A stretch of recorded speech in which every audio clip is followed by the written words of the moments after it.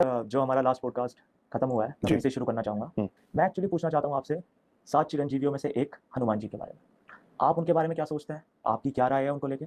और एक हनुमान जी को एज़ अ मैं पर्सनैलिटी देखें, एक ह्यूमन पर्सनैलिटी देखें, तो आपको कैसा दिखता है हनुमान जी का? मतलब क्या दिखता है?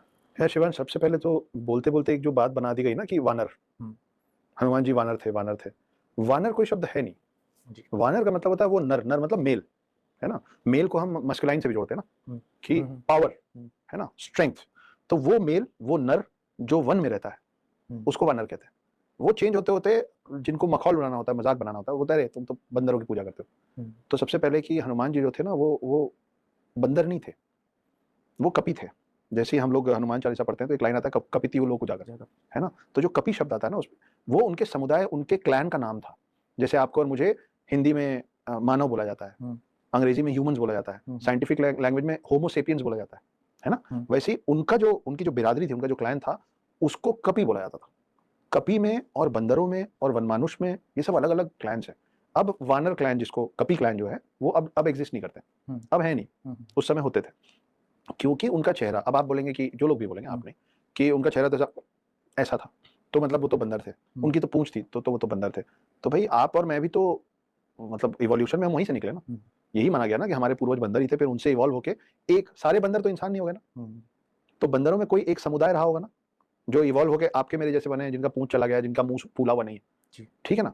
तो अगर हम बंदरों से निकले लेकिन सारे बंदर इंसान नहीं बने, तो ऐसा भी तो हो सकता है ना कि और भी ऐसे क्लैन्स होंगे, जो हम बंदर से इंसान बन गए, कुछ क्लैन्स विलुप्त हो गए होंगे।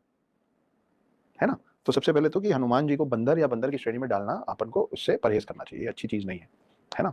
दूसरी चीज़ अंजनी पुत्र, हर जो आपके सबसे ज़्यादा शक्तिशाली जो भगवान है ना, राम है, कृष्ण है, हनुमान है, ये सब लोगों का नाम ना उनकी माँओं से शुरू होता है।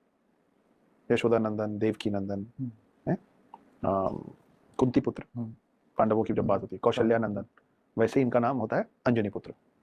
पवन पुत्र भी कहते हैं, हाँ लेकिन जी। अंजनी पुत्र, क्योंकि उनकी माँ का नाम अंजनी था। हुँ, तो हम उस धरती में पैदा हुए हैं दोस्त, जहाँ हमारे हम इंसान तो छोड़ो, हमारे भगवानों की भी पहली पहचान उनकी माँओं के नाम से होता था। मतलब एक महिला के नाम से होता था। इनमें से जिन लोगों ने शादी की, वो बने राधा कृष्ण, लक्ष्मी नारायण, सिया राम, गौरी शंकर। तो पहले जो हमारे भगवान, जो एक महिला मतलब अपनी माँओं के नाम से जाने गए, वो बाद में शादी के बाद भी एक महिला यानी अपनी समकक्ष के नाम से जाने गए।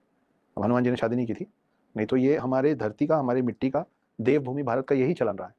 हनुमान जी के बारे में वैसे तो सब हर जगह बोला हुआ है। सबसे ज़्यादा जो 7 चिरंजीवी में जिनकी बात होती है, हनुमान जी रहे। कुछ मैं कोशिश करता हूँ कि 1-2 मैं आपको ऐसी चीज़ें बताऊँ, जो कम लोगों को पता होगा या जो ज़्यादा कान को अच्छा लगता है सुनने जी, में। बिल्कुल। ये सब हम सबको मालूम है कि भई जब हम परेशान होते हैं तो हम राम का नाम लेते हैं। जब राम परेशान होते हैं तो वो हनुमान का नाम लेते हैं। हुँ,